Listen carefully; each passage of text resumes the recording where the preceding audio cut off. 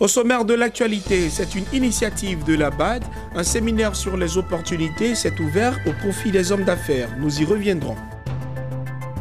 Le Pullman Hotel Abidjan présente ses services après 2 ans de travaux et de rénovation. Des précisions dans cette édition. Et puis nous parlerons également de transport lagunaire dans ce journal. La compagnie fluviale Citrans a inauguré une nouvelle gare à Benjerville.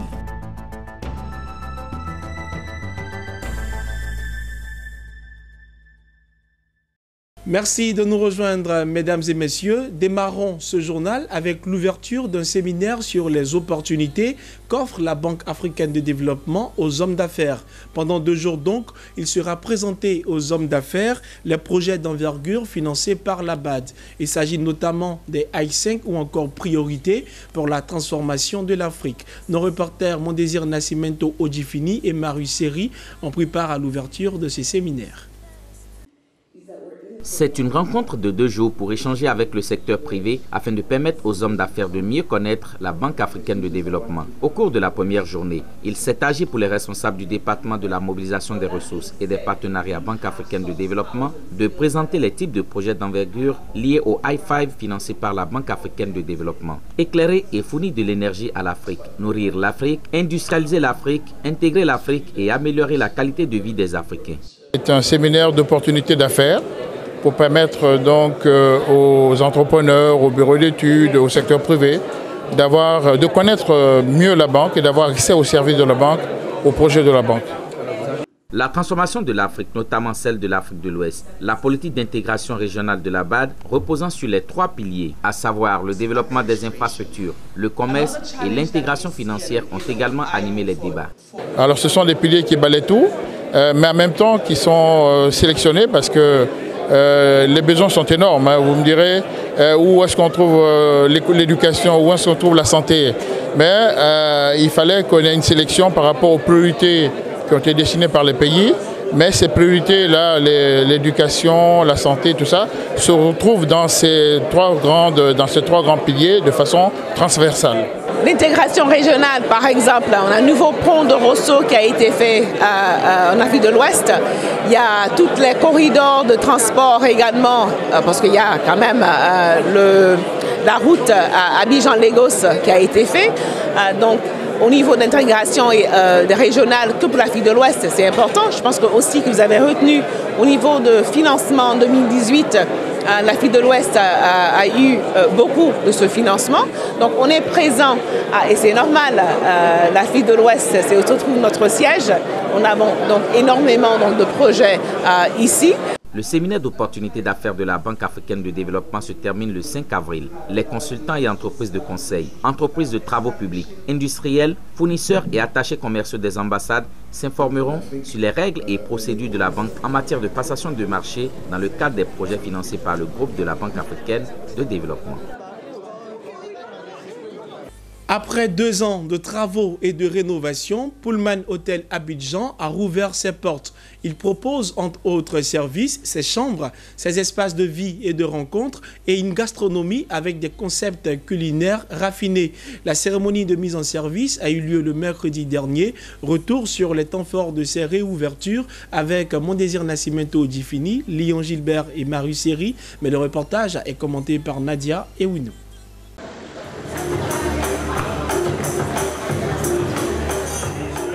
Situé au plateau, en plein cœur du quartier des affaires d'Abidjan, Pullman Hotel est un établissement hôtelier international entièrement rénové qui a réouvert ses portes. Une cérémonie consacrée à cette réouverture laisse entrevoir une bâtisse qui se distingue par son caractère contemporain, engagé dans un design culturel local.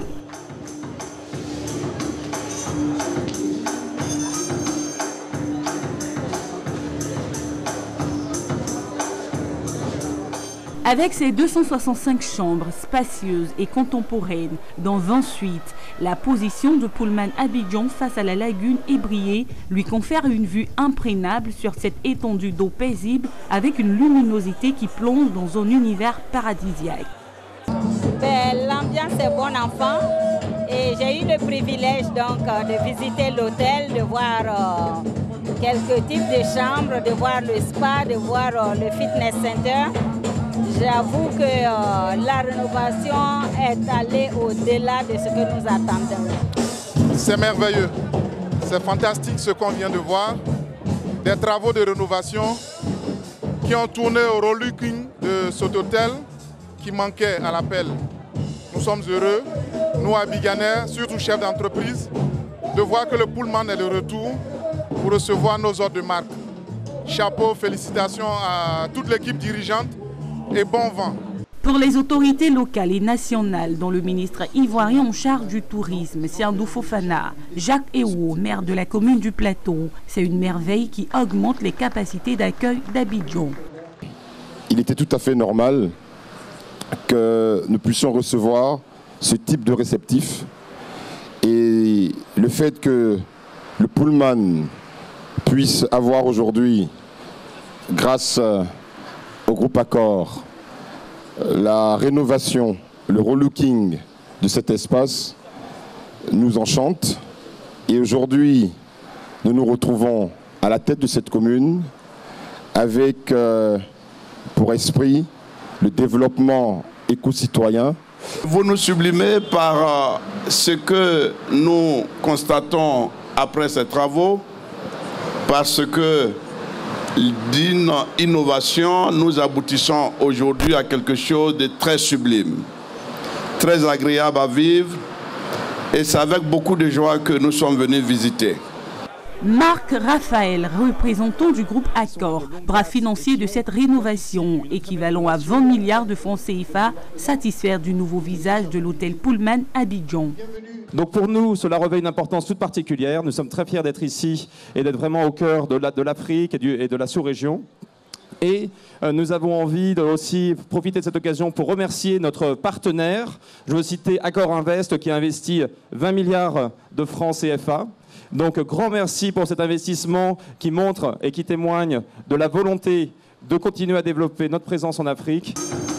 Pullman Hotel Abidjan aura offert aux Abidjanais et au grand public cosmopolite une expérience vibrante qui allie luxe et détente. En Côte d'Ivoire, l'offre de services de transport continue de se diversifier. La compagnie fluviale Citrans a procédé récemment à l'inauguration officielle de sa nouvelle gare à Bingerville, une banlieue abidjanaise. Cette nouvelle gare devrait permettre aux populations de la commune et des cités environnantes de rallier le plateau, le centre des affaires en Côte d'Ivoire, en seulement 20 minutes. Lawani Babatunde et Richard Akeke nous donnent des détails. La commune de Bingerville est désormais dotée d'une ligne lagunaire. La compagnie ivoirienne des transports lagunaires, Citrans, vient d'inaugurer une nouvelle gare. Cette gare d'Abata devrait faciliter le transport des populations, obligées de faire plusieurs correspondances avant d'atteindre le plateau au centre d'Abidjan. Abata parce que vous avez une concentration sur la zone de la Riviera. Vous avez Abata aujourd'hui, vous avez tous ceux qui viennent de la Riviera Palmeraie, tous ceux qui viennent de Akwedo, et jusqu'à Bingerville, parce que nous créons aussi des rabattements, c'est du travail. Nous créons des personnes qui vont rabattre les personnes de leur lieu d'habitation vers cette gare, comme ça se fait aujourd'hui à Bourdoumé. Et vous avez également des personnes qui garent leur voiture au niveau de nos gares et empruntent des bateaux-bus. Donc, c'est leur déplacement des routes vers les gares à travers des transferts, disons des rabattements, comme on appelle dans nos jargons. En cela, nous contribuons à l'environnement. Nous avons une poursuite de projets environnementaux parce que nous libérons les routes pour offrir un transport en commun qui est la seule solution quand une population croît dans des agglomérations comme Abidjan. Citrans devra construire 10 nouvelles gares de ce genre d'ici fin 2020. 3 d'entre elles sont déjà réalisées et prêtes à être ouvertes aux passagers. Pour le gouvernement ivoirien, l'exploitation de la lagune ébriée intègre un ensemble de projets visant à désengorger la ville d'Abidjan et faciliter le déplacement des personnes et des biens. Une prévision d'à peu près 20 millions de déplacements par jour a été établie par un certain nombre de bureaux d'études avec lesquels nous travaillons. Ce qui pose véritablement un problème de compétitivité du fait des difficultés de mobilité de nos populations. C'est pour cela que le gouvernement, sous la haute égide du président de la République, son Excellence M. Alassane Ouattara, a fait de la mobilité urbaine de façon générale, la mobilité urbaine à Abidjan, une priorité extrême. La compagnie des transports lagunaires a été créée en 2014 avec pour but d'assurer le transport lagunaire des Abidjanais. Sur chacune de ces lignes déjà opérationnelles, elle revendique autour de 3 millions de passagers par an. C'est connu, l'État de Côte d'Ivoire a lancé un ambitieux programme routier pour améliorer la mobilité des populations dans le district d'Abidjan et à l'intérieur du pays. À Abidjan, des infrastructures routières et aménagements du territoire sont en cours d'exécution. Il s'agit notamment de l'échangeur de l'amitié ivoiro-japonaise, la réhabilitation du pont Félix Houphouët-Boigny, la construction du métro d'Abidjan et l'aménagement de la place de la République. Autant d'infrastructures en chantier, visitées ce jeudi par le Dr Amédée Kofi Kwaku, ministre en charge de l'équipement et de l'entretien routier. Nos reporters Ariane Touré et Richard Akeke ont pris part à cette visite. Au pas de course ce jeudi, Amédée Kofi Kwaku, ministre de l'équipement et de l'entretien routier, en visite de chantier d'infrastructures censé donner un autre visage au district autonome d'Abidjan. Comme ici, sous le pont Félix Houphouët-Boigny, à l'entrée du plateau. Les travaux du métro d'Abidjan qui devront relier les villes d'Anyama au nord d'Abidjan à celles de Port-Bouët au sud de la capitale ivoirienne. C'est avec fierté que le ministre Amédée Kofi Kwaku observe l'avancée de travaux. C'est que le projet du métro d'Abidjan devrait permettre de transporter quelques 300 000 citadins par jour sur une distance de 37,9 km. Aujourd'hui, nous avons donc pu positionner toutes ces anciennes fondations. Nous avons pris toutes les dispositions pour que les fondations du pont qui vont être renforcées ne puissent pas donc impacter sur le pont qui va soutenir le métro. Et aujourd'hui, tous ces problèmes techniques sont derrière nous.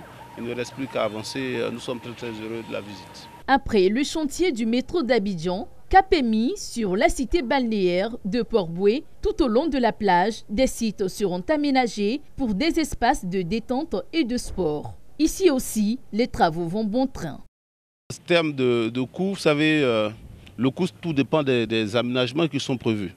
Il y a plusieurs zones qui ont été aménagées, des zones pour le skateboard, des zones pour le maracana, des zones de parking, avec un embellissement très important. C'est l'ensemble de ce projet, le coût se situe un peu plus autour de 6 milliards. Comme les plages de Port-Bouët, c'est toutes les communes du district d'Abidjan qui vont être embellies. De quoi réjouir le ministre Amédée Kofi Kwaku. Le président de la République a souhaité que la ville d'Abidjan soit embellie. C'est pour ça que nous avons travaillé sur le front de mer, mais notamment, vous voyez au niveau de la place de la République, le ministère de l'équipement a été donc instruit de sorte non seulement à réhabiliter les voies d'Abidjan, vous voyez tout ce qui a été fait à Abidjan, mais aussi de procéder à l'embellissement. Donc c'est ce qui est en train d'être fait. Vous avez vu la place de la République, vous avez vu tout le boulevard lagunaire. Aujourd'hui, nous sommes sur le boulevard Latry, donc vous voyez tout ce qui est en train d'être fait. Il est bon de rappeler que l'État de Côte d'Ivoire a lancé un ambitieux programme d'infrastructures routières et d'embellissement de la cité, échangeur de l'amitié ivoiro-japonaise, réhabilitation du pont Félix Houphouët-Boigny, construction du 4e pont ou encore aménagement de l'autoroute du contournement Y4. C'est ici que nous mettons un terme à cette édition. Merci de nous avoir suivis et de rester fidèles à votre chaîne panafricaine d'information économique.